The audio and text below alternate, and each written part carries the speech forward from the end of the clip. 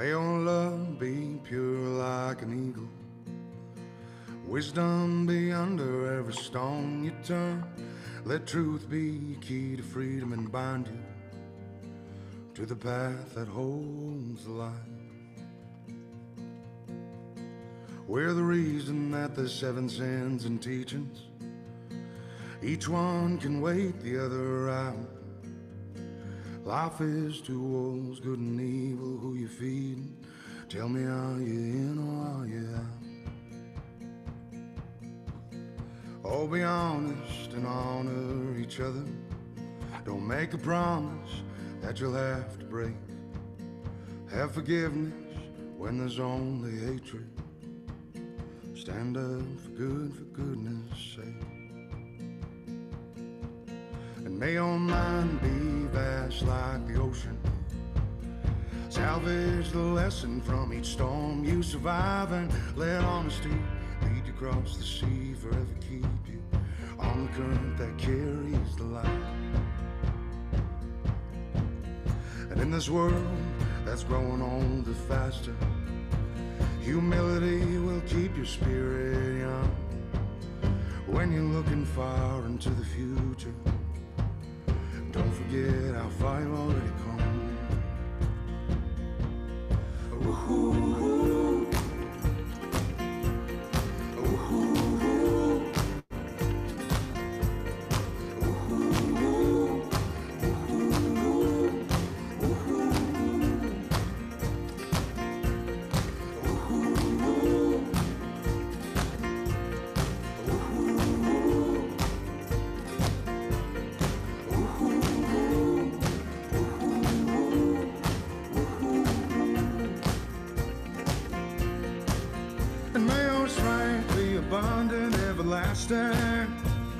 Joy bring peace to your life. Surrender your heart to the shepherd.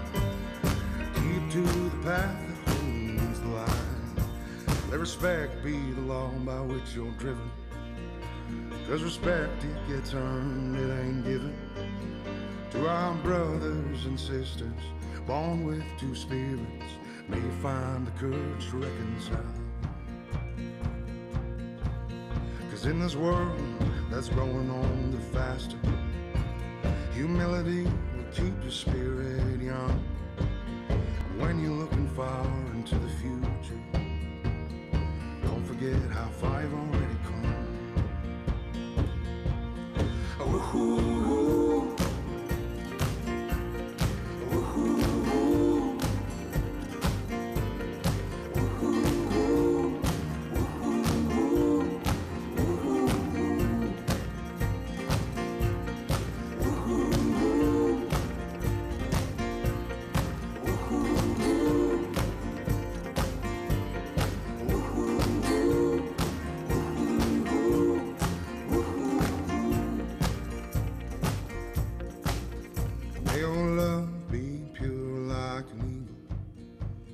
Wisdom be under every stone you turn. Let truth be key to freedom and bind you to the path that holds the light.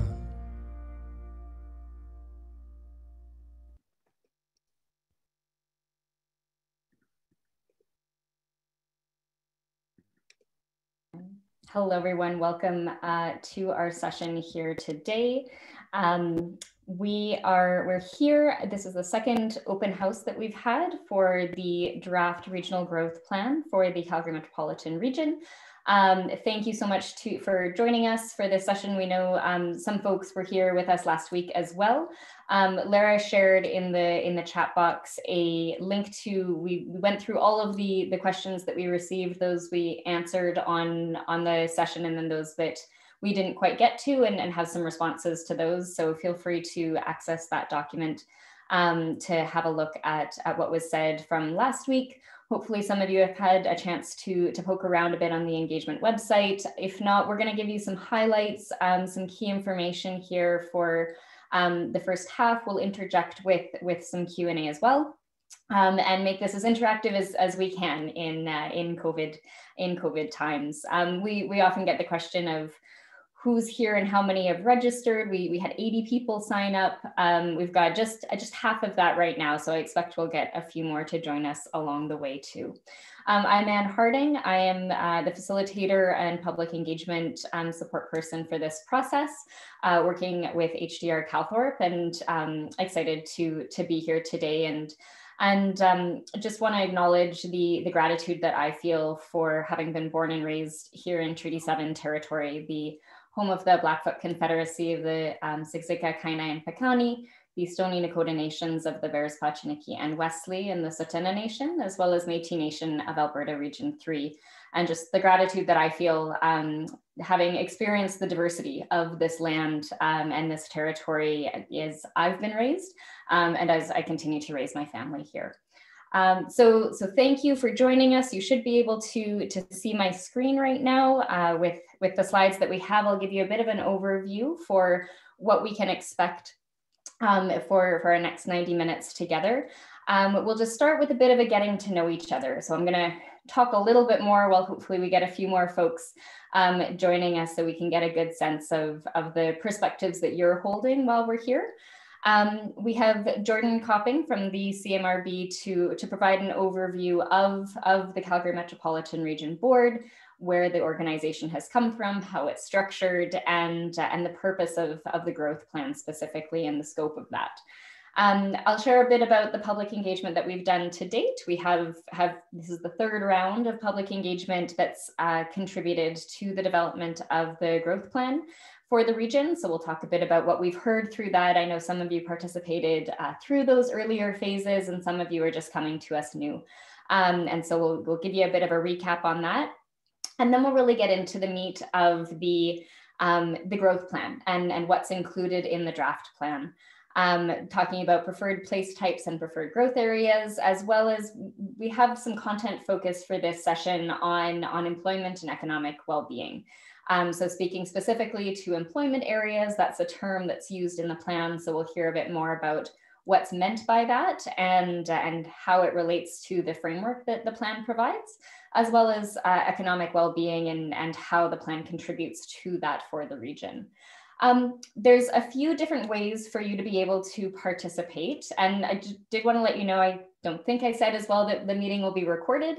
So we have that recording up, and this will be shared on the CMRB's YouTube channel, as well as posted on our engagement website as the previous open houses have been.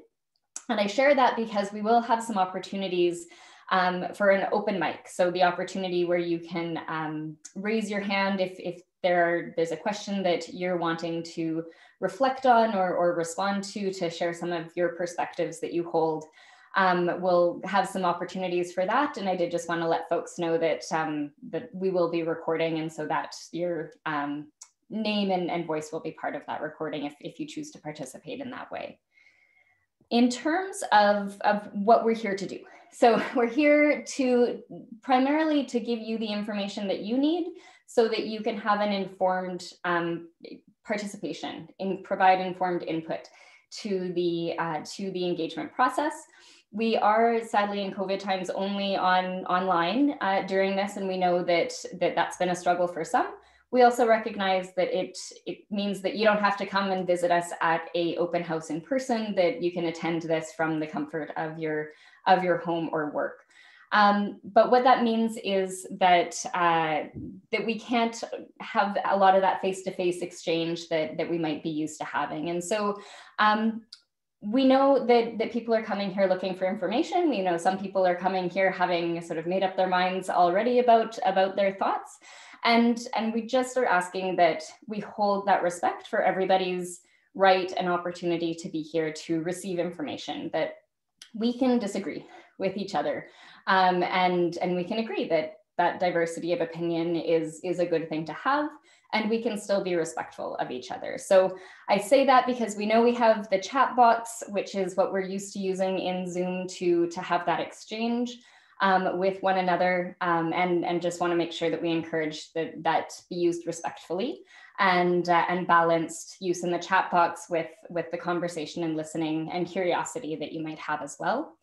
And we do ask that that you listen to understand and to maybe come away with some information in a different light or different information than you would have had before. There's a few different ways that we'll interact with you. As I mentioned, it's not quite the same as an in-person open house, but we'll do our best for that participation. The chat box is certainly one of them. And you're able to send chat messages either just to the panelists who are folks speaking here today, or you can send it to all panelists and attendees. And that just means that the 46 people who are on right now will be able to see those messages.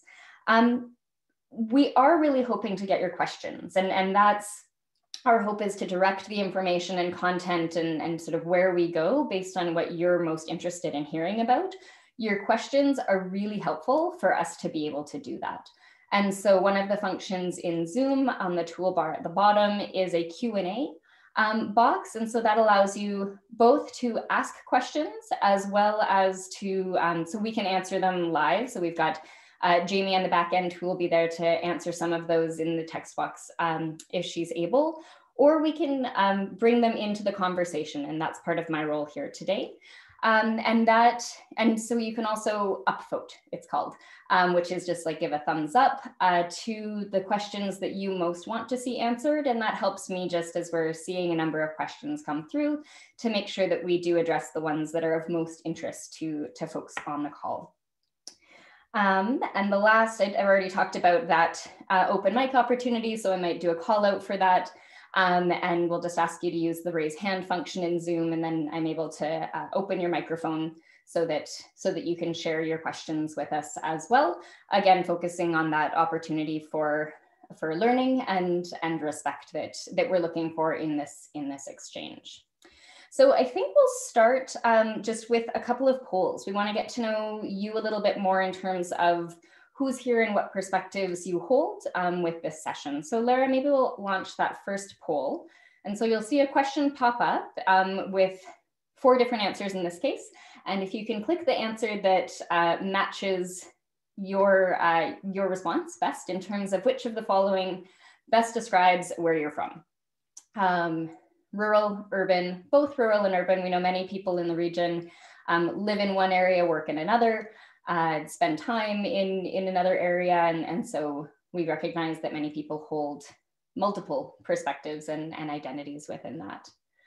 And so I'll give you, so if you can click on that and hit submit, that helps us to get that response. We might wait for just a couple more responses to come through before we move on.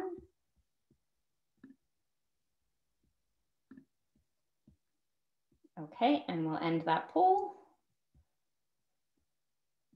Thanks very much.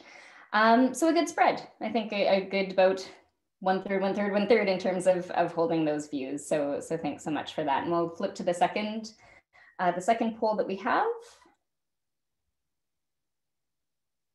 And so as we mentioned, this session, we have 3 open houses through the course of this engagement. The first had a focus specifically on the experiences of community and residents.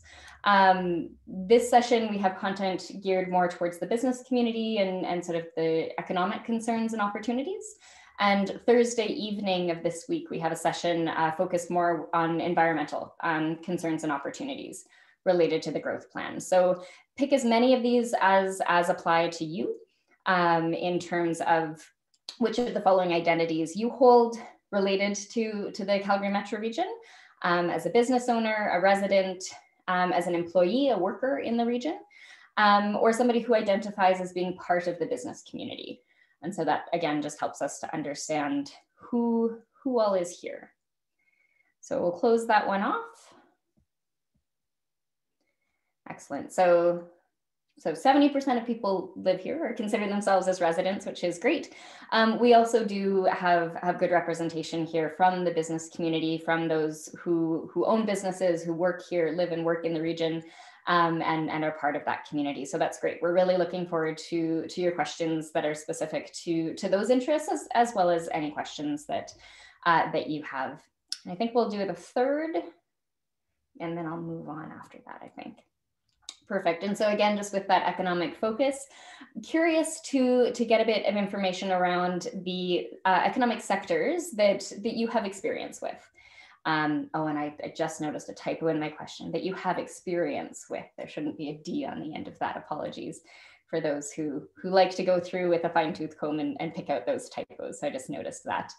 But building and development, agribusiness, energy, healthcare and social assistance, professional, scientific and technical services, construction, retail trade, transportation, warehousing, or none of the above. And so if none of these fit for you in terms of the economic sectors that you're associated with, if you can type in the chat if you'd like to share the economic sectors that you identify with that don't fit into this list, that would be helpful for us. And we'll just wait for a few more votes to come in.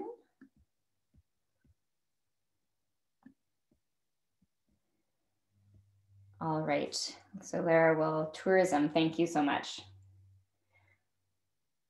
Oh, somebody has said that it only is allowing you to pick one. I'm sorry about that, Ken. I thought that I had the settings to allow you to pick multiple. I'm sorry about that.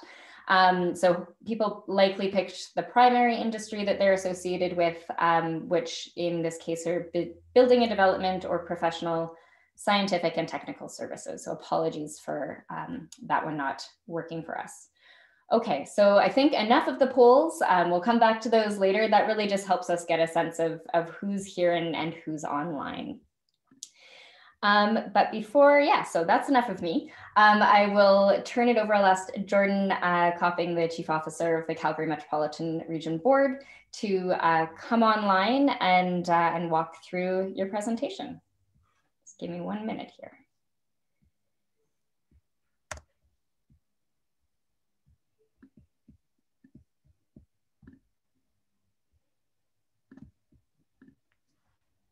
There you go. Great. Thanks so much, Anne, and thank you to everyone for joining us this afternoon. I'm just going to give a quick overview of the CMRB, how it came to be, what our goal is, and also a little bit more detail in terms of the structure, our voting structure, and a little bit of a discussion about regional significance, as this became a good topic of conversation at our last open house. So if we can go to the next slide, please, Anne.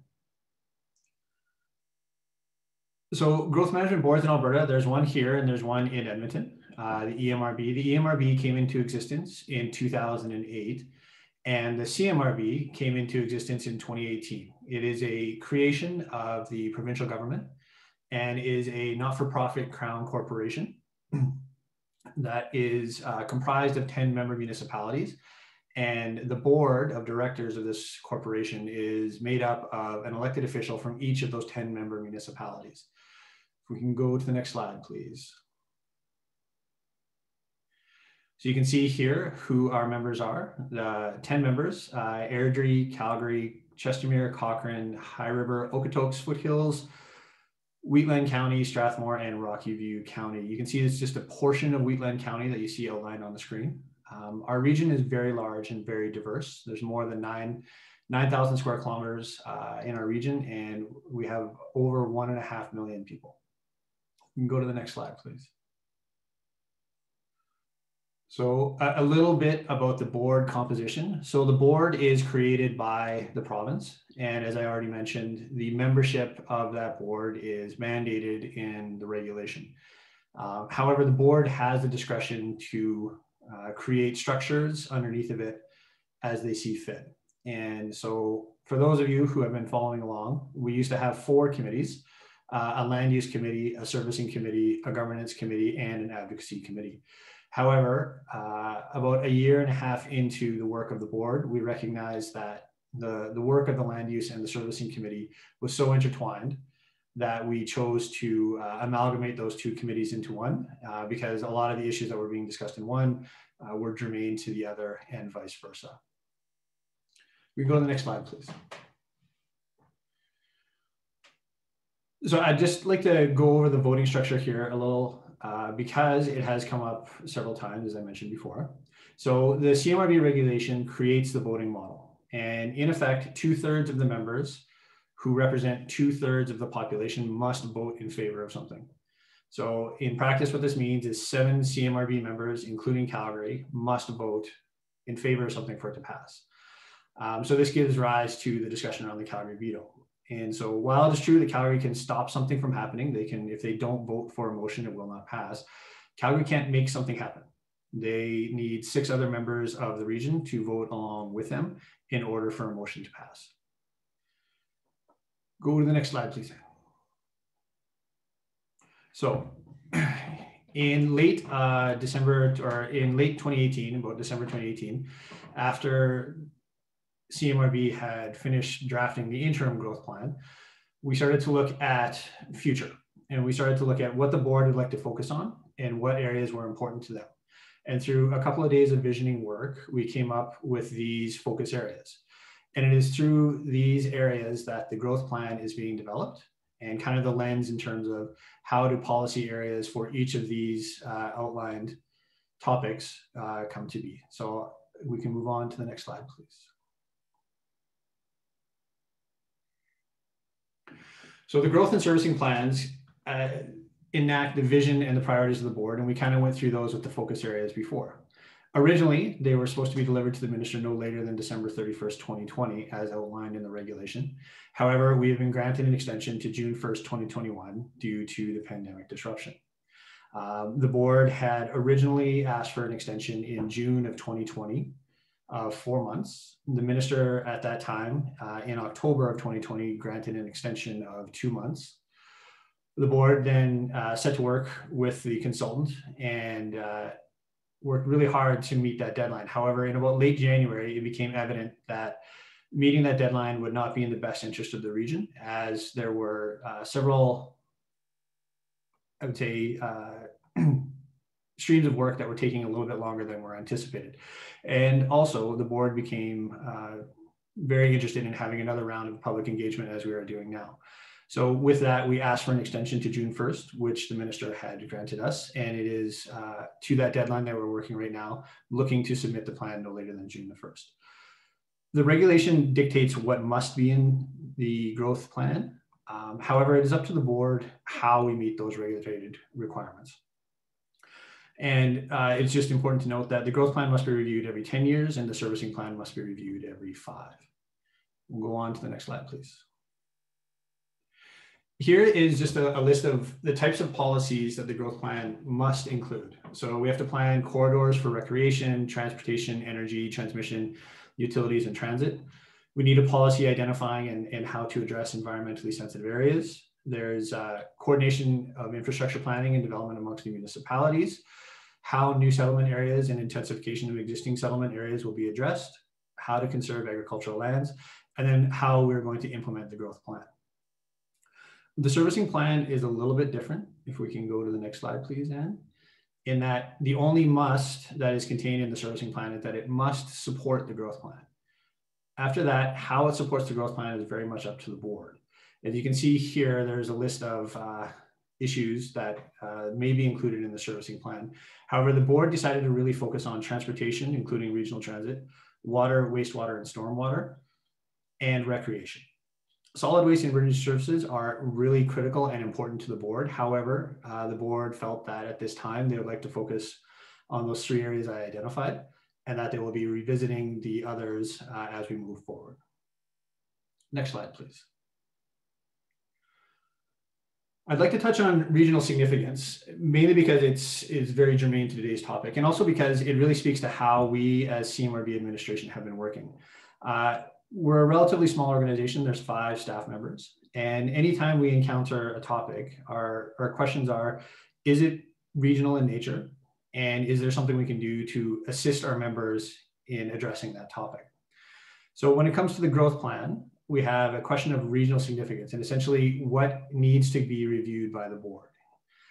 And here we can see that developments under 50 dwelling units can be approved without any regional approval. And employment areas under 8 lots or 20 acres in area also do not require any regional approval. So this is as it stands in the draft growth plan. It is a live conversation, not only in public engagement such as this, but also with our board members and with the member administrations. Go to the next slide, please, Anne.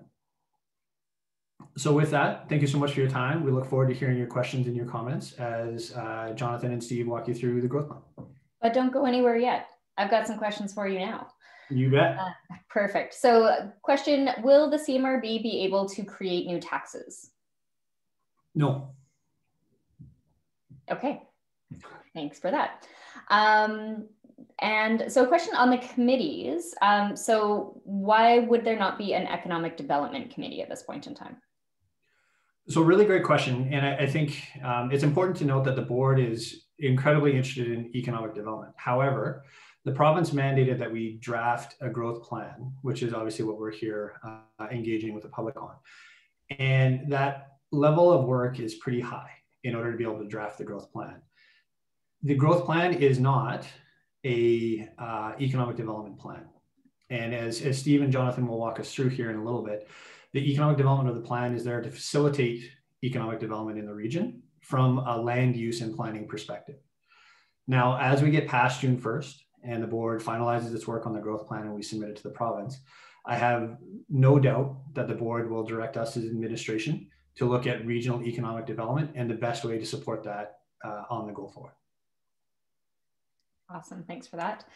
And so just a question on the issue of regional significance. So James is wondering if that particular threshold, the 50 unit one, is consistent with the Edmonton region. I actually am not certain. We had chosen the 50 dwelling units as we were developing the interim growth plan for a number of reasons, but fundamentally because it was kind of tied to impact on transportation networks. And so we decided that that would be an appropriate threshold. Now, right now, like I said, it is included in the draft plan for dialogue and for discussion. And like I said, it's being discussed not only here, but also among member administrations. Is that the right number? Is there perhaps a way that it should be one number in one area and a different number in another area? And all those conversations are happening right now. Awesome, thanks very much. And thanks to James and Robert and Shauna and others who have asked those questions. So just a reminder for folks to use the Q&A function in the Zoom at the bottom of your screen to ask the questions. That's the first place I'll go to look, though I am keeping an eye on the chat as well. So thanks. And Allison, I see your question. We'll just hold that until we get to the part that talks about the land specific to the joint planning areas and preferred place types. One question from Brad that just came in though, Jordan, is how previous intermunicipal development plans relate to the growth plan. So the authority of the CMRB really is with respect to all statutory plans. And so the statutory plans, including an IDP, would need to come in and be reviewed through the lens of the CMRB and whether or not they comply with the growth plan. However, it has been put forward that we do not need to review a IDP that happens between a member municipality and a non-member municipality. So for example, Rocky View County and Mountain View County may have an IDP that they refresh in the future, and the board would not review that. Okay, thanks for that. Okay, so Jordan, I'll let you off the hook for now. We'll bring you back in along the way to continue those questions, but thanks so much for sharing your responses at this time and telling us a bit about that. I want to pause and ask if there's somebody here. So again, we've talked about sort of framing this up as an interest specific to economic interests in the region. Is there somebody who's part of, you checked off, you're part of the business community here, who might want to raise a hand and open your mic and just, I guess, share what you're hoping to get out of this session and out of the information here today? I'll just pause and watch for somebody to find that raise hand icon at the bottom. And if anybody's interested in sharing from that business community perspective, what you're most interested in understanding about the draft plan. Oh, there was a taker. Arnie, fantastic. I will, oh, and we've got a couple of others too. Okay, so Arnie, I saw you first, so we'll ask you to share, recognizing, and you'll need to unmute yourself there, that we have a couple of others who are interested in sharing as well. So I'll ask you to. You can hear me? We can, thank you. Okay, great. So I work for a land developer that is in one of the rural areas, and I think we're going to be in a joint planning area. And I would like to know how how those areas are intended to perform, and how to get a project initiated if you are in an area like that. Okay, perfect. So specific to that implementation side of things. And so when we get to, that's good for Steve and Jonathan to keep in mind when we're talking about actually implementing those joint planning areas, to keep that in mind. So thank you very much for sharing. And I guess also, if you're not in a joint planning area, what options do you have? Okay. I'm sure Steve's writing that down. Thank you. Awesome. We'll make sure those are covered. Appreciate you raising your hand and talking there. Bob, let's go to you, Bob Williams. Yeah, I'm just, can you hear me? We can, thank you. Excellent. I'm just calling just to understand, in the plan right now, you've identified 3 growth areas. My question is if it's not a growth area identified by the board as a growth for future growth, and yet it ticks the boxes of tourism and other diversification for the province of Alberta in creating jobs, will the board approve projects that aren't identified in the growth area? Awesome. I know we'll be able to answer what how future growth areas get created. So thank you. Thanks for that question, Bob. That's great. Perfect. And Art Lawson, I'm going to go to you, and then we'll carry on after that. So Art, you should be good to unmute yourself there now.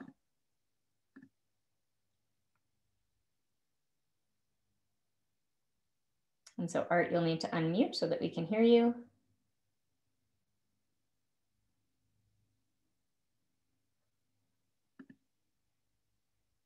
There we go. There we go. There you go. Perfect. Hi.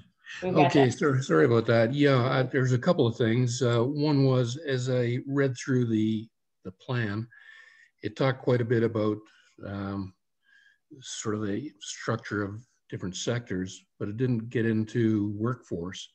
And when you think about growth in the area, it's more about workforce than anything else. And there were concerns about the currency of the data, that why sort of basically 2016 census data was used.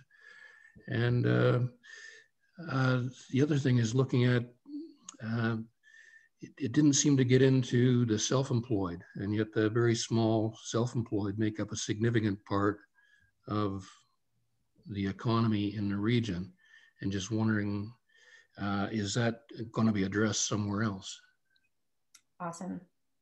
Thanks very much for that, Art. So I'm sure that that Steve has been capturing those as well. So we'll make sure that that gets addressed along the way. So thanks very much. Thanks to you guys for opening that up. It's really helpful, as I said, for us to be able to target the information and conversation with those questions.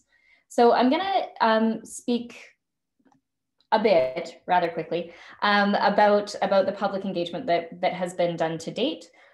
Just as I mentioned, we have had two phases of public engagement prior to this. The first one was in July and August of last year.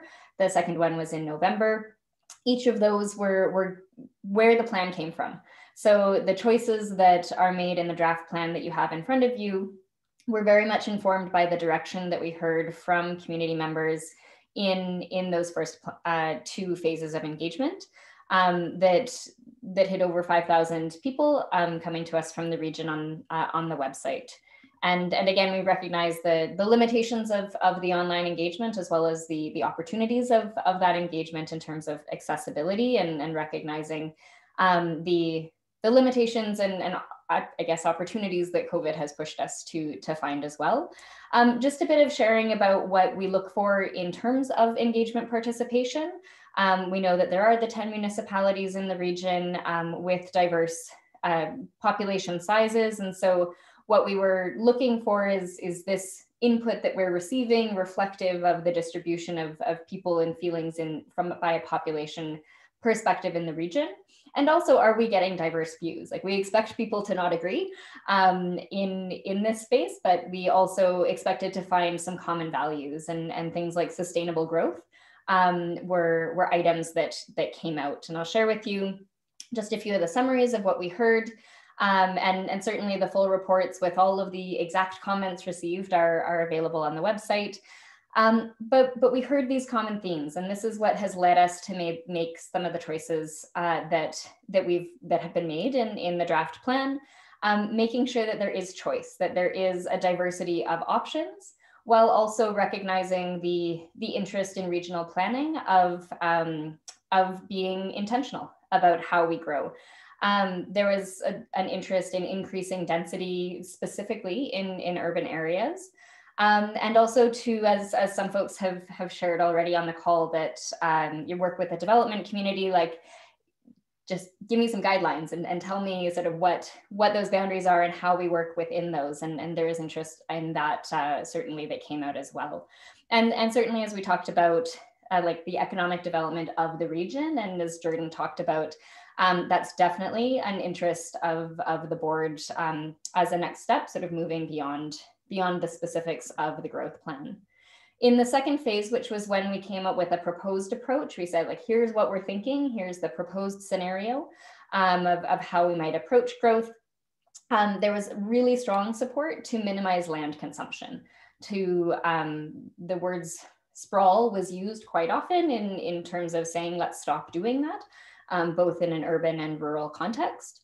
That minimizing the environmental impacts was something that people really wanted to get out of the way, that we could plan intentionally about managing growth as more people come to the region.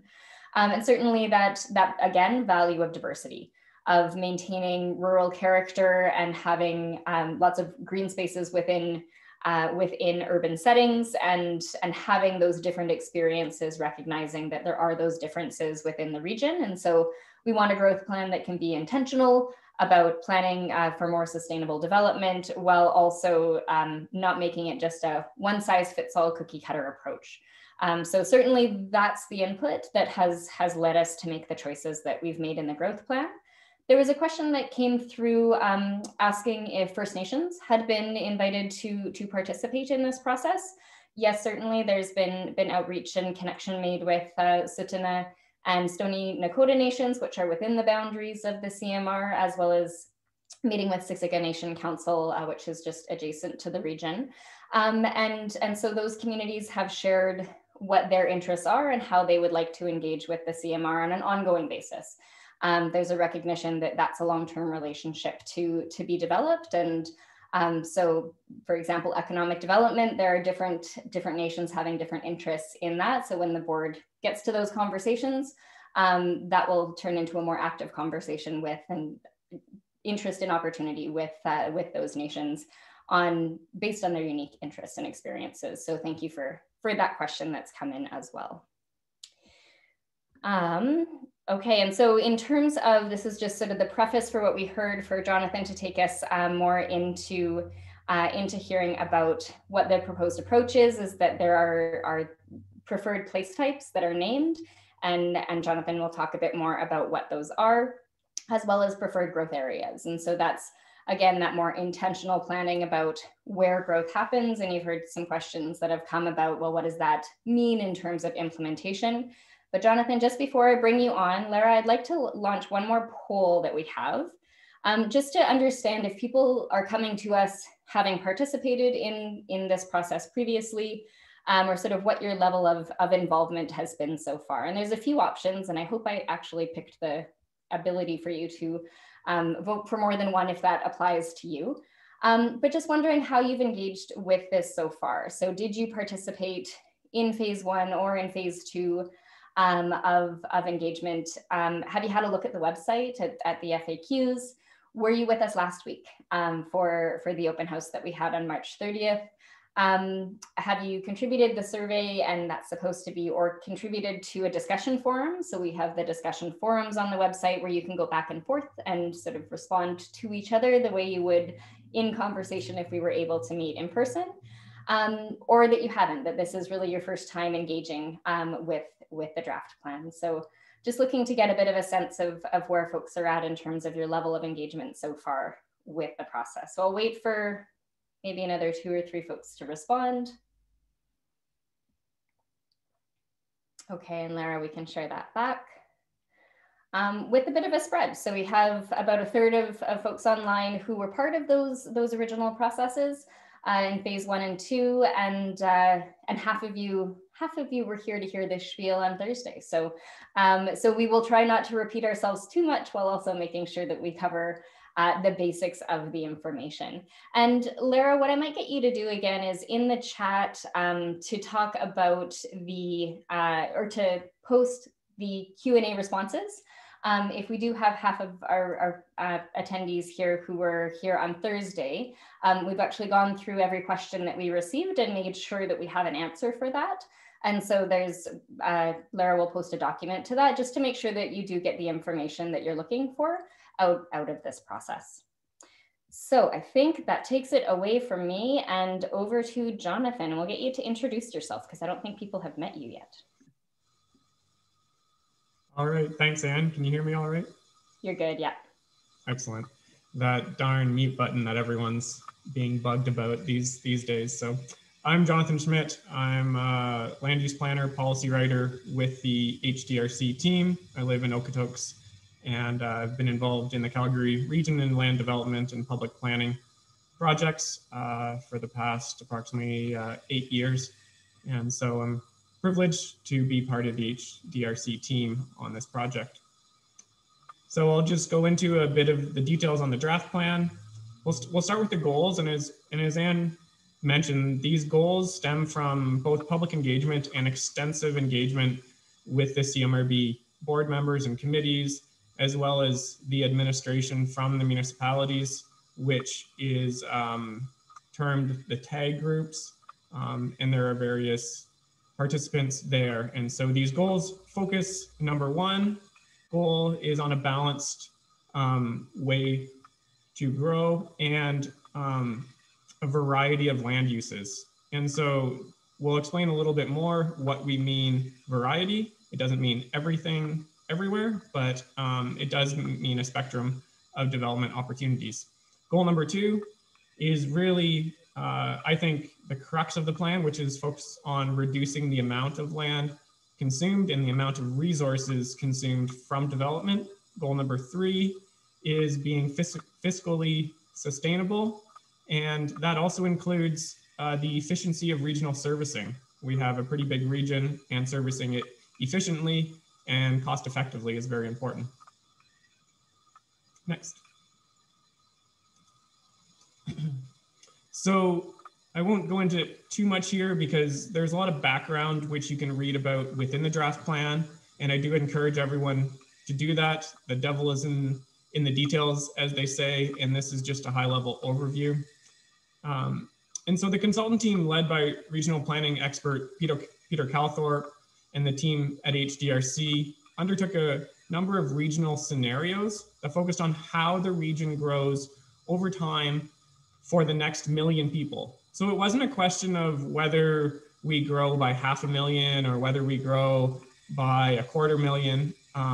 It really focused on, okay, the region's gonna grow to 1 million. How is the best way? And so what took place was a number of computerized scenarios with obviously a lot of human input that focused on this idea of place types. And place types replaces the more traditional planning focused on density as the key metric and in understanding how land should develop. And unlike density, place types provide a sense of the quality and experience and includes a consideration for both people and jobs. We're not just looking at great places for houses, but also that mixture, that job and housing mixture.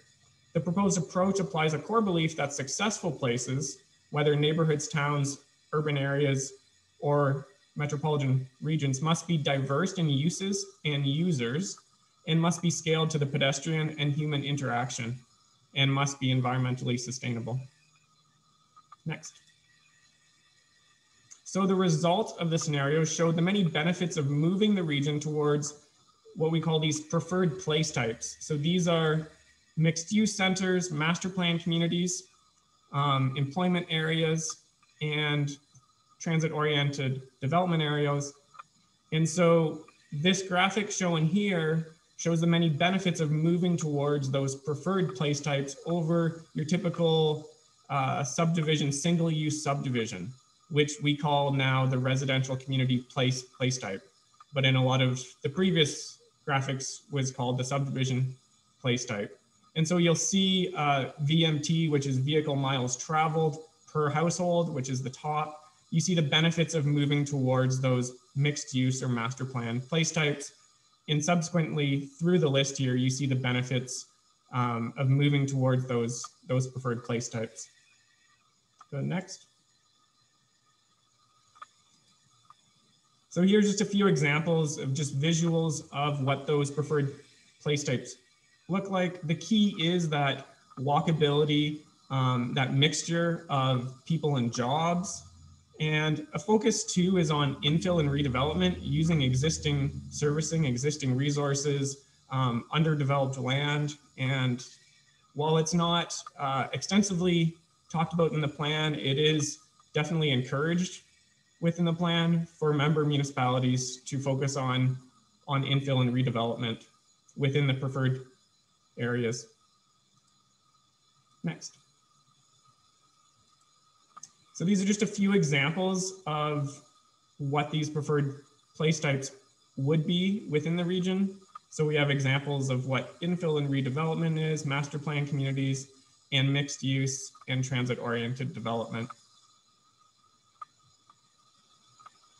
And, oh, just go back to that one for a sec, because I should note on the slide, it is somewhat embedded in the slide, and it is in the draft plan, is that the draft plan specifies for these preferred place types minimum densities to achieve the goals of the plan. You need to ensure that minimum densities are met so that land is used efficiently, and so that you really create those types of communities that are going to be great and are really going to be attractive globally to attract the next wave of talent that the region is going to need, and as well as going to really achieve that resource consumption reduction that the scenarios envisioned. Next. This is a repeat of the goals. We can just skip through this. So the draft growth plan also identifies growth areas. So that's, as Jordan mentioned, part of the CMRB regulation is that the requirement within the draft plan is to identify growth areas within the region. And so the draft plan identifies these 3 key growth areas, what we're calling preferred growth areas. So that includes the 7 urban municipalities, includes hamlet growth areas, which there are 3 within Rocky View County, 3 to be named later within Foothills County, and 1 within Wheatland County, as well as joint planning areas. So there are basically 3 sets of joint planning areas. There's a joint planning area in the north, 1 east of Calgary, and then there are what is sort of in movement right now, a joint planning area that may be split into 2 in the south. So then you would have 3 and 4 in the south. Next. So as mentioned, the 7 urban municipalities. Go to the next slide. The joint planning areas, as mentioned, 3 areas, but the south one may be split into 2. So you'd have 4. And then hamlet growth areas. So as mentioned, there's 3 within Rocky View County. Foothills County, through various discussions at the board and committee levels, it has been proposed that there'd be 3 to be named later, as details around where those might go and the growth pressures aren't currently present. And so that provides some flexibility at that level. And then 1 within Wheatland County. Next. So as mentioned, joint planning areas are areas for the region for future growth. They do knit together 2 key components. One is which to identify the growth areas, but the second is the need for inter-municipal collaboration. And so a lot of folks that we've talked to really have a hard time looking at both of those components. Some people think they should just be growth areas. Some people think they should just be collaboration areas, without identifying them as growth areas. The proposed draft plan really ties those two key components together, because the joint planning areas exist in this in-between kind of corridor land between urban municipalities. And so that land sees a lot of growth pressure, but it also is very intermunicipal in nature. And so within joint planning areas, there's a key requirement to undertake a context study. And the context study would be conducted by the municipalities that are affected by it. So in most cases, it would be 3, perhaps 2 municipalities in some cases that would undertake the context study, and that would guide future development within the joint planning area.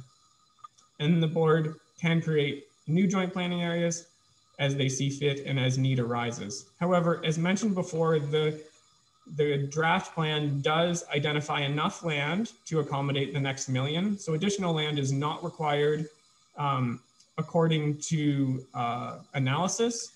However, as everyone probably on this call knows, there may be cases where additional growth areas may be desired and or required. Next. Hamlet growth areas, nodes of rural development, and these evolved somewhat later in the plan idea, but I think they're fairly important as they do fit that niche, and the region is fairly large for areas that are not contiguous to urban boundaries and can really enhance a rural area by having a node with both jobs and housing. And the board may also designate new ones. Next. So the draft plan acknowledges and has a section pertaining to exceptions to the plan. And so there may be cases that the plan doesn't get everything right or that are very unique in the region and cannot be anticipated at this time. And there are policy provisions within the plan that a member municipality could bring forward an application for a development for a statutory plan that does not comply, strictly speaking, to the plan, but could be entertained by the board and could be adopted under this exceptions policy.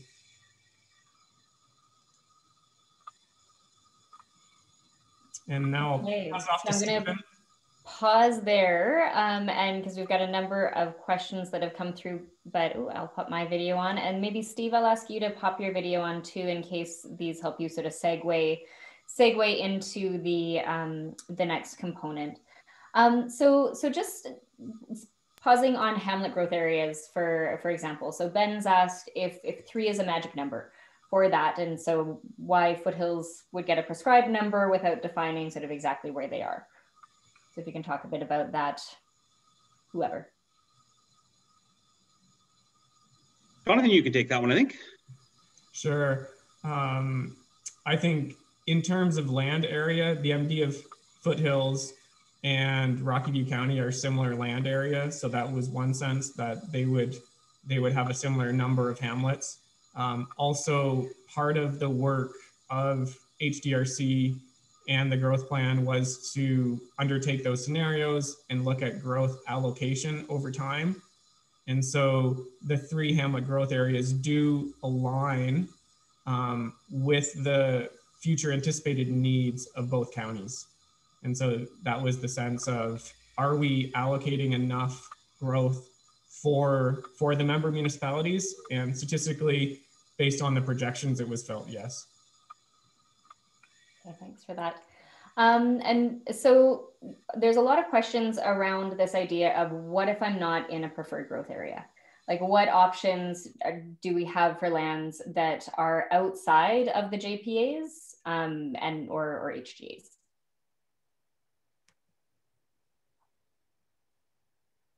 I can probably start with that, and Jonathan, you can jump in.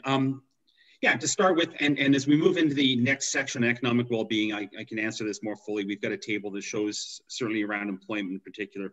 But outside of preferred growth areas, on the residential side of things, we do allow for rural and country cluster residential development, as well as any growth that's within an existing area structure plan. So in any area structure plan or area redevelopment plan that was that is already approved and in place will continue to be approved and in place. So those can continue to build out. On the employment side, and again, I'll get into this a little bit more detail in the next section, but we do have provisions for certain types of employment that can occur outside of the preferred growth areas, as well as those smaller employment areas that can occur, as well as the exceptions that Jonathan spoke to. Okay, thanks. And I guess just going to make sure we deal with Bob's specific question related to Callaway Park, I guess. So will the board allow for growth in an area that's not designated, recognizing that utilities have existed separate from the city of Calgary for more than 40 years? Jonathan, you want to jump in on that one? Yeah, I'll just try to clarify too that what the draft plan says and what the board decides are two separate things. And so the draft plan, we can only speak, or I will only speak to the way I read the draft plan. I cannot speak to decisions the board may make in the future. And so that's, I think, an important differentiation, that we understand what the growth plan has in it, noting that boards, just like councils, may make other decisions at times. And so within as Stephen said, within the draft plan, there are identified growth areas, which we've shown. Outside of those areas, there are actually quite a few approved area structure plans. And so those area structure plans can move forward as approved. However, if it is an area that does not have an approved area structure plan and is not in a preferred growth area, then it is subject simply to the rural residential country cluster policies of the plan, which state a maximum of 0.5 units per acre or 2-acre lots, but it can be clustered up to 80 lots. And so you have to read the plan for the details on that, but that's the high level. Thanks for that. So I'll ask one more, sort of just related again to the choice of where preferred growth areas are. And then we'll get Steve to share your content, and then we'll bring Jordan back and make sure we sort of do a broader Q&A. So Ken's wondering how the proposed growth plan rationalizes the fact that about 70% of Rocky View's existing population is not in a preferred growth area. So seeing that it feels sort of arbitrary in terms of the draft plan's growth policies that don't enable existing rural communities in Rocky View to evolve. Jonathan, I'll turn that one back to you as well. Giving me the tough ones, eh? That is not, joking aside, I think it's a very good question. Of course, we've wrestled with this over the course of the plan, and there's sort of, as I've understood it, a bit of an evolution of thinking, or sort of really grasping with whether it's best to take existing developed areas and simply make them a bit better, or whether a different strategy was needed. And Peter Calthorpe is really big on a different strategy here, in that taking existing areas that are largely single-use residential areas and trying to make them into a mixed-use place type that really has all the things of a great community is very challenging. And so the growth plan takes a bit of a different direction in identifying these preferred place types and the preferred growth areas, and that in some ways excludes taking some of the single-use residential areas and say doing a bit better there. And so that is sort of a line in the sand that the plan draws. And as well, there's acceptance of this as stated, 70% residences, outside of the preferred growth areas, because we're looking at the next million. We're not looking back at the first million. We're looking at how can we do better, both in how development happens and where it happens. And so it's really future focused. And so I think that's my answer to that question. Thanks. And Ken did apologize for putting you on the spot for that. No, it's a really, really good question. And I think that's the plan is about intentionally doing things differently than we've done before. So it's important that people recognize what that is and take the time to understand the why behind it and where that comes from and the vision that the board has for the region. Okay, so Jonathan, with that, I'll take you off the hot seat and let Steve share more specifically. And we do have questions specifically that we'll get to relating to the employment areas and sort of the economic side of things, but we'll get the information out first. Great, thanks, Anne. Yeah, so just looking a little bit at that employment areas questions, the table that I referenced when I started to answer that previous question. So this probably helps a little bit. So in terms of the growth plan, it specifically identifies resource extraction and then any agriculture related business as being available to be developed anywhere, that they don't have any locational criteria. Similarly, any local employment under 20 acres currently that's how it's currently defined, and that goes back to that regional significance discussion that Jordan had earlier. They're also there's no locational criteria on them. It's all the other employment that has a locational criteria in preferred growth areas or in already approved area structure plans and area redevelopment plans. And I come back and reiterate the exception piece that Jonathan spoke to before. And really, when this policy was written, it really was written mostly around employment, because we can't foresee every possible employment opportunity. So the intent is, to have provisions for the board to allow for exceptions where there's an economic need and some regional benefit. So the idea being that if something comes up that wasn't foreseen, that it could still be accommodated. But the intent is to group most of the employment into the preferred growth areas, and a lot of that has to do with getting coordinated servicing and getting that jobs and housing balance in proximity to one another. Next slide. So we do have a chapter on economic well-being, and as Jordan mentioned, this is not an economic development plan. It is a land use and growth management plan, but you can't completely unpack the two pieces. Economic development and land use are connected. So we have spoken to the connections between land use and servicing and economic well-being, and how that may influence the regional economic competitiveness. And there are important pieces there about the ability to attract talent, because that's completely tied to our quality of life. The ability to get to work easily and get to work in the ways you want to are the kinds of things that will help attract talent to the region.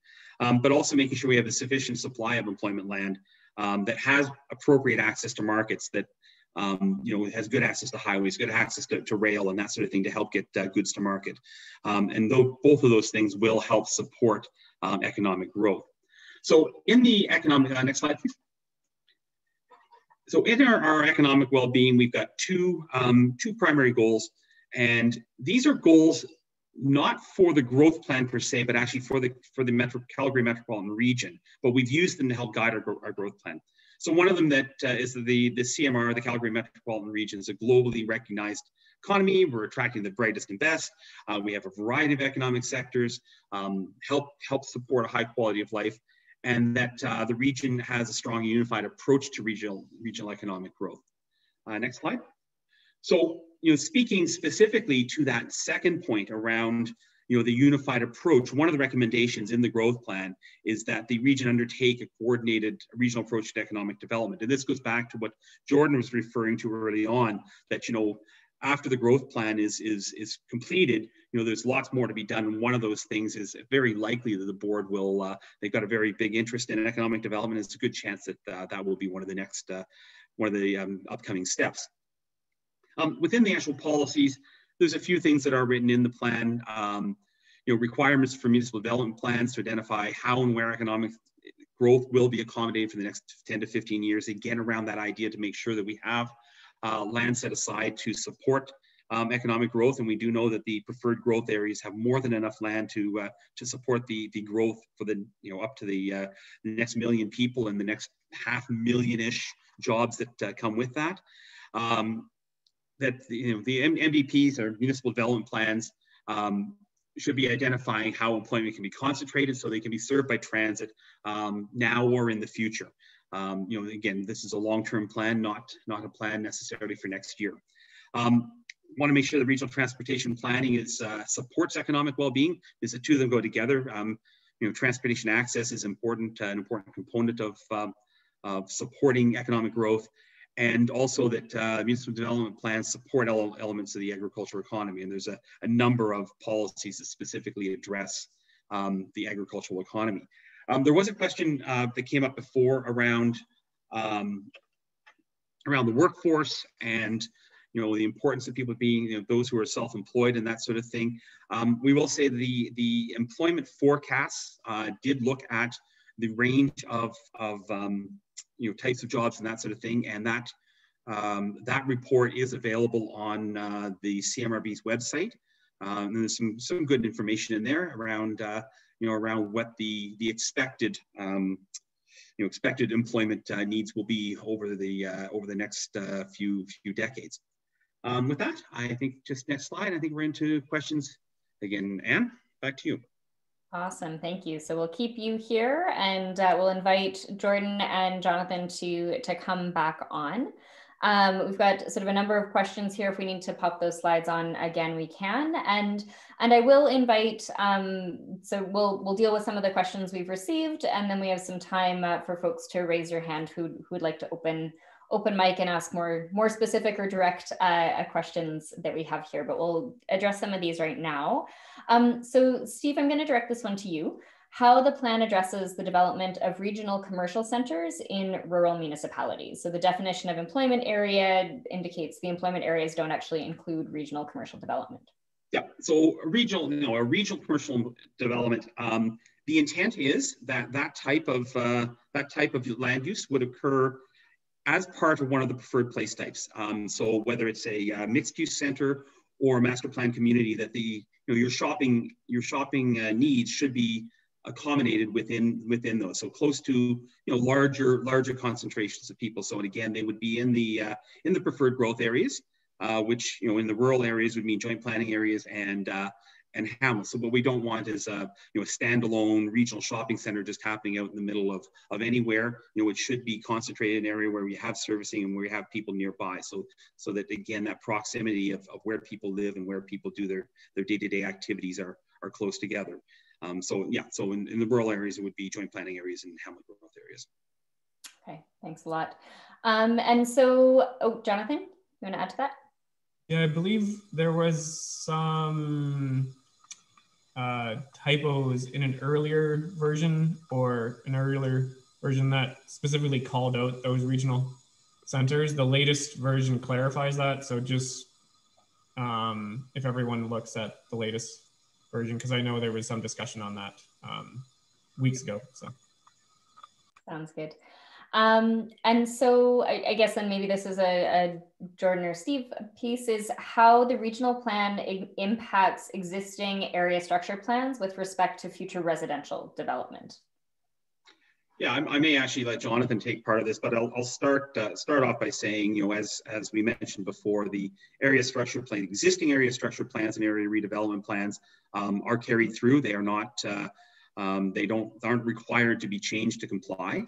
But Jonathan, maybe just quickly reiterate for your comments before about changing those area structure plans. Yeah, there is a policy provision within the draft plan that the total number of dwelling units within the plan cannot increase. However, there could be some shuffling around of that development within the area structure plan. And so there's a provision on that people can check out within the plan. Great, thanks. And so I'm going to pop back just to sort of that threshold piece, or go back to the regional significance question. And so wondering how the regional significant threshold of 50 dwelling units fits with the policy that refers to country residential developments of up to 80 dwelling units. Yeah. So, and again, I'll call on Jonathan if he wants to add anything, but to start, I think there's two issues that are being discussed there. The 50 dwelling units that Jordan referred to before has to do with regional significance. And so what it's saying is any development that's under 50 dwelling units doesn't need to be submitted to the CMRB and is not subject to the CMRB review. The 80 dwelling units in rural areas, that's referring to the ability to take country residential or rural residential developments and cluster them into higher densities, with sort of that 3 dwelling units an acre. And the idea being that if you've got a large country residential that might have 2 or 3 acre lots, on average, you could take 80 of those units and cluster them into a more dense form that is, not at the level of you'd find in the urban municipalities, but something a little more dense than you would have, with your typical acreage type developments. Thank you. So Jordan, I'm going to come to you on some sort of decision-making type questions. So in terms of, who decides if a project is undesirable in the future based on this plan is what Robert's asked. And also, there was another one I wanted to add into that.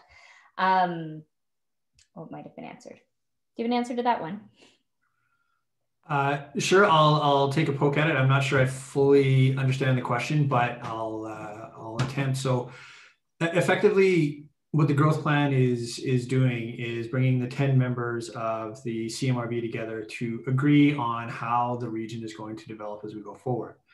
And implicit in that agreement is that if you are developing within those parameters, that your project would be approved.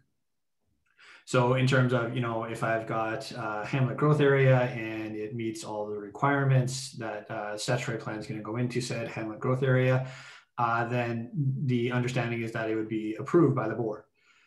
In terms of undesirable, the board retains the right. So for example, we as administration would take in an application for a statutory plan, do a review on it, and we could say that the review does not meet the growth plan. However, the board can vote and say, actually, we feel that this should go forward anyway. And the board retains that authority, both ways, whether we as administration recommend approval or we as administration recommend disapproval or refusal. The board maintains that ability to essentially make the decision. Okay, thanks for that. Okay, so Assad, you've had your hand up for a bit, and I see you have like a specific question in there, but I wanted to give you the opportunity to open up and share your question specifically with the group, if you're interested there. So you should be able to unmute yourself now. There you go. Okay, can you guys hear me? I can, thank you. Okay, so, my name is Asan Niazi, and we do a lot of business, land development business. Not a lot, but reasonable, in the Calgary region, more so in Rocky View and Tana-Cochrane area. And so I understand, this plan is coming in place. You're identifying the growth areas, existing ASPs and all that, staying in place. And I understand that the servicing is on its way, that the servicing plan. The key thing outside of Calgary is the servicing plan. I mean, we can do all these planning. If the servicing is not work together productively with all the municipalities together, it will be just a land use with no development. So in the past, the utility was predominantly controlled by the city of Calgary.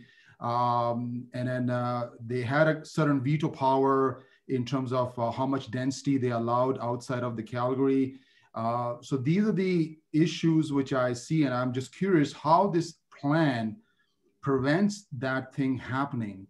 That once now you have identified the growth areas, how the utilities will go in and energize these areas. And I'm saying including those ASPs which has been grandfathered, that we will not get into the rhetoric of tit for tat politics and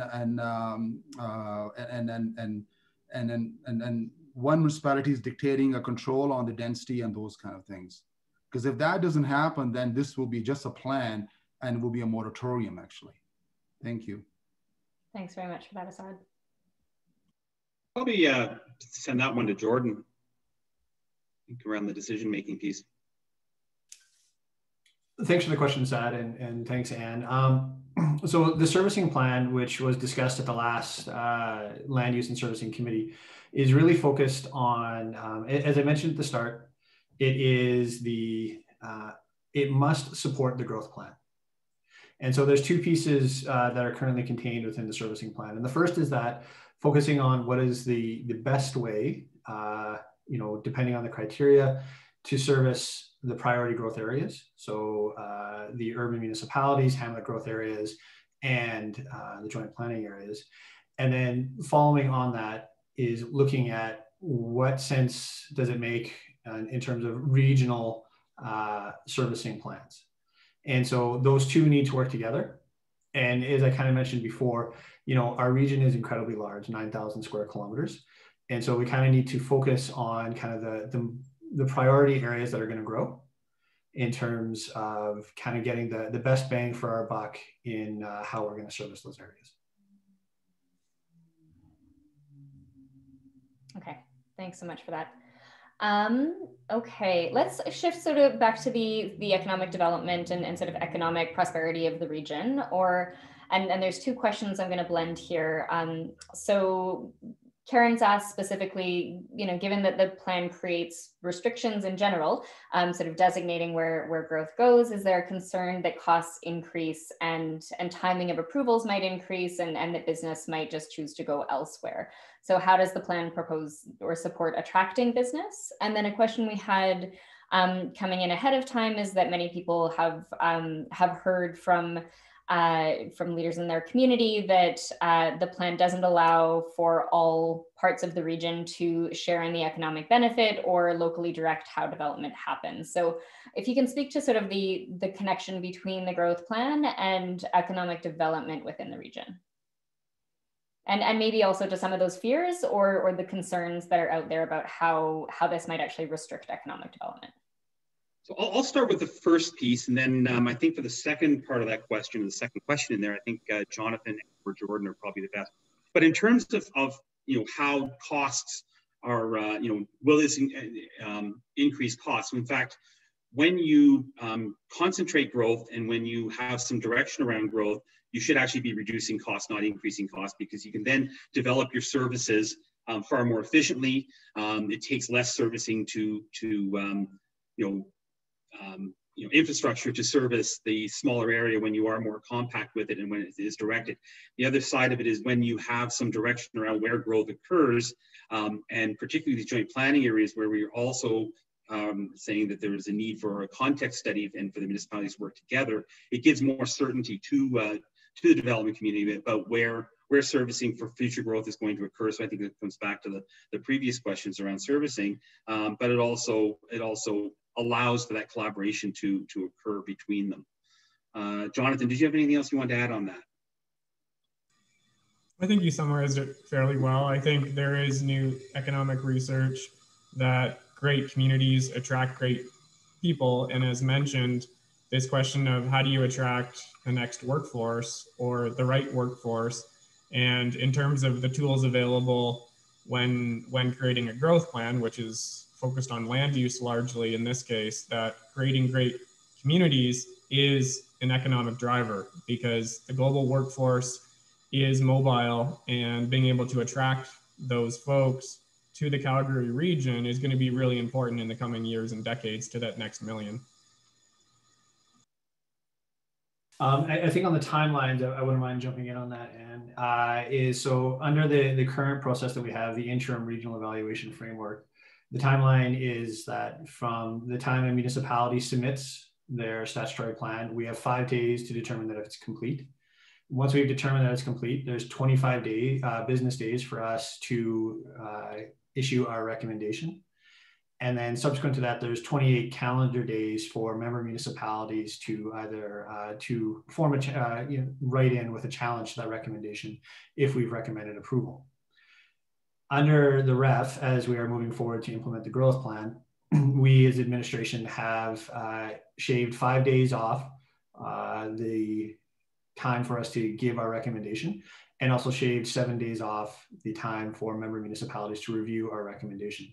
So instead of 5/25/28, it's now 5/20/21. So we are working to shorten those timelines and give greater certainty to the business community. Thanks, Jordan. So just again, focusing on sort of employment and how people are working and employment in the region. So again, just more specifically coming back to Art's question of if home-based businesses and work from home situations are factored into the housing density and servicing that's contemplated. Jonathan, do you want to start with that one? I can give a bit of an answer, but it might speak to some of the scenarios that you were more involved with in the projections. In terms of what the plan does, it moves towards mixed-use master plan communities, which are trying to blend that jobs and housing. And so over time, the region moving towards more of a blending, so home-based businesses and jobs in where you live is all blended together. So that's where the plan is pushing. And so I don't necessarily see the specific worry that there's a concern that that hasn't been overtly addressed, because it is where the plan is going. And I think the infrastructure required to support home-based businesses and transportation networks and the rest is already embedded within the plan. So. Stephen? The only thing I would just add on that is the question of home-based business has come up recently at the board and committee level, as well as through some of this this engagement, and we don't have it specifically noted, and it is something we're looking at what some possible wording that we can put into the growth plan that specifically recognizes home-based businesses, but the intent is not to regulate them at the regional level. Great, thanks. And just sort of pulling off of that, and Jordan, maybe you can speak to the jurisdictional aspect if regional broadband is part of the board's mandate. So just to note that having our whole region wired would give us a global advantage in terms of business and talent attraction. Thanks for that. So definitely of interest to the board. And as I mentioned before, it kind of falls along with regional economic development. However, the mandate from the province was to develop a growth and servicing plan within a set period of time. And as my team, the consultants, all the member municipality administrations can attest to, it has been a pretty time-consuming endeavor. And once we get past the delivery of the growth and servicing plans to the province, I do see that very potentially becoming part of regional economic development conversation with the board members. As we've already said, the board has repeatedly expressed its interest in focusing on that area. Thanks, Ed. Go ahead, Jonathan. Just see our time going away, and I wanted to make sure that I addressed a question that Arnie brought up and Ken has brought up in regards to development outside of preferred growth areas. And so the draft plan as it stands now gives these tools, these preferred growth areas, and I would see them as a tool for the board, right? As the scenarios and analysis, as I understand it, has undertaken to align the amount of land within those preferred growth areas, which with the amount of land and densities required to reach 1 million people. And so there's an alignment there between the analysis and the preferred growth areas, as well as acknowledging all the existing entitlements within area structure plans. If there's an area outside of the preferred growth areas that is desirable, and a number of them have been mentioned in the chat, then it's up to the member municipality to bring forward to the board a new joint planning area or a new hamlet growth area for that area, if it's appropriate. And so it's on the member municipality and the board to move that forward. The current draft, as I said, aligns the 1 million with the amount of land assigned, I guess you'd say, within the preferred growth areas, and anything beyond that would be up to the member municipalities and the board to change. Stephen, any more on that? No, I think you've got it right. The part I was going to add was the ability to add hamlet growth areas and add joint planning areas. So you've covered that off. Thanks. Awesome. And I'm going to ask you just one more specific question, and then we'll pop over to Davin, who has his hand up. I think I'm starting to see a lot of the Q&A, sort of what's left there are comments, which I would really appreciate you putting into the engagement website through the discussion forums, and in filling out the survey, we have a space for that as well. And so that is, we will definitely take what we've heard from here and incorporate that, but also want to make sure you're directed to share those comments there. So one more question on here, and then we'll go to Davin and then close off. So Brad's just asking specifically how previously identified growth corridor areas between Rocky View and the city of Calgary are incorporated in the plan. Yeah, I can probably jump in on that one. Certainly, those corridors that are identified in the intermunicipal development plans were discussed through the municipal administration at both Calgary, Rocky View, and frankly Chestermere and Airdrie as well, as they were looking at the joint planning area boundaries. So there was a decision not to explicitly follow those growth corridor boundaries. At one point that was discussed, but in the end, the administrations from the affected municipalities came up and recommended where they thought the boundaries should go, and the growth corridors were part of that discussion. But as I said, the decision was not to go with the explicitly following those growth corridors, in part because some of those growth corridors are really intended for growth beyond the horizon of this plan. Thanks for bringing us up to that, Steve. Davin, I'm actually not sure if you're connected to audio, so I'm just going to check and see if you are able to unmute yourself. You should be able to. Oh, there you are. Perfect. Yep, I can. Thank you very much.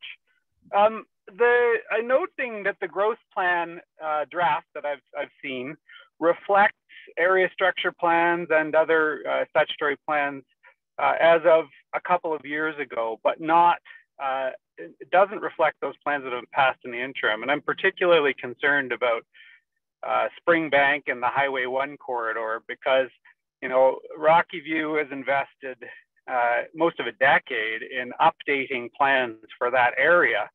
And, you know, those plans have recently received second reading from Rocky View, but are not reflected in the growth plan. I'm wondering how and when they will be. Also, why the Trans-Canada Highway corridor isn't identified as a transit corridor. I see the future of transit as changing and not being solely related to public transit.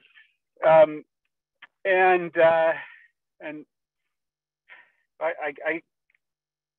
I also wonder why the CMRB team is not taking a more active role in facilitating the use of the intermunicipal collaboration provisions of the Act, or, you know, getting ahead of decisions. And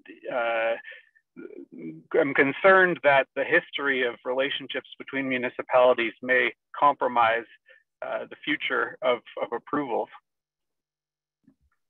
Thanks very much for that, Davin. Lots to unpack in there. Steve, we'll go to you first, and then I'm going to Jordan.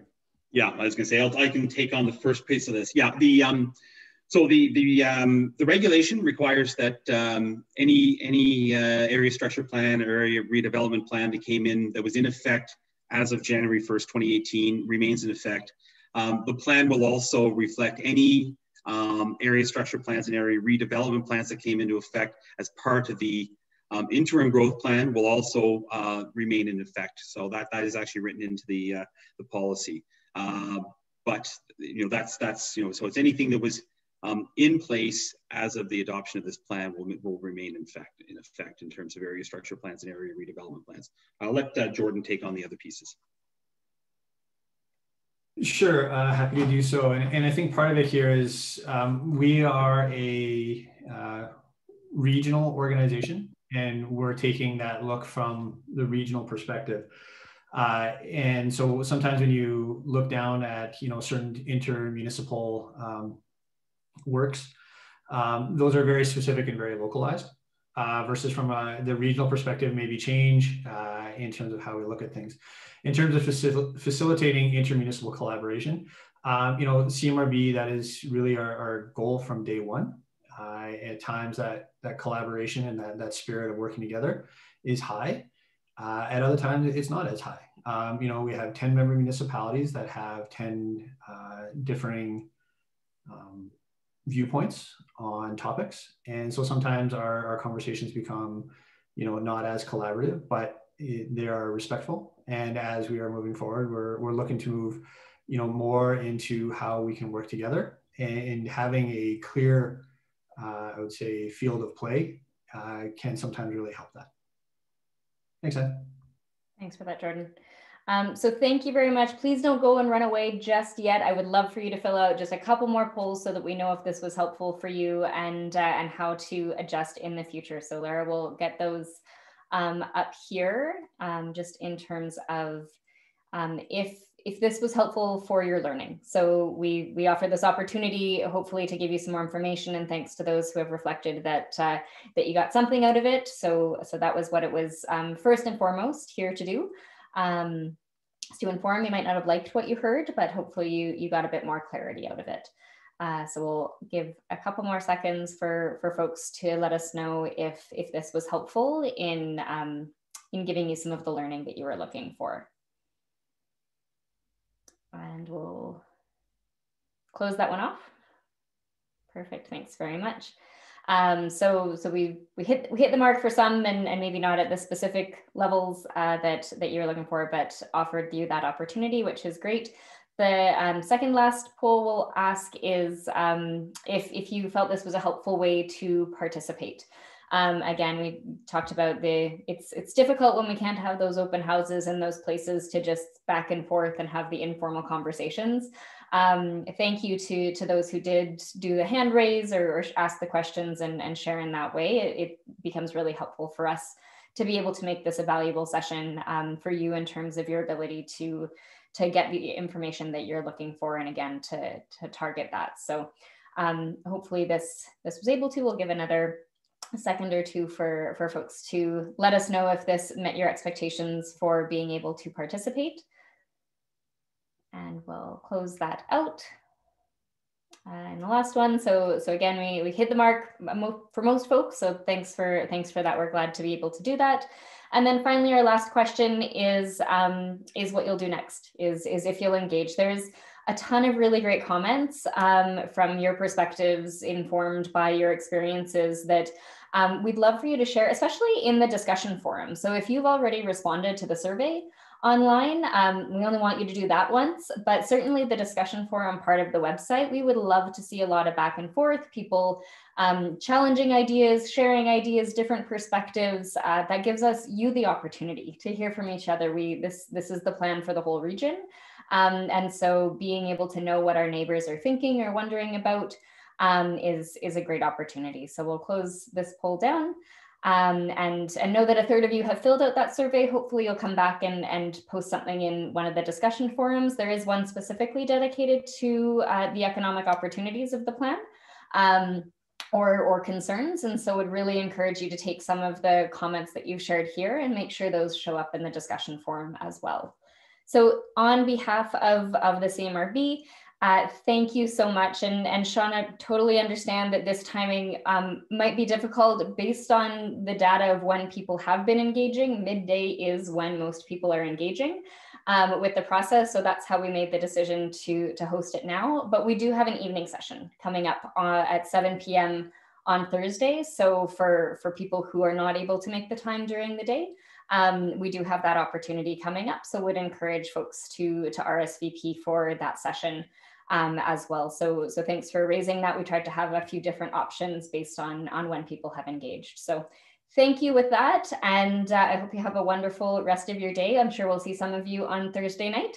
And it was a pleasure having you with us. Thanks a lot, everyone. Take care.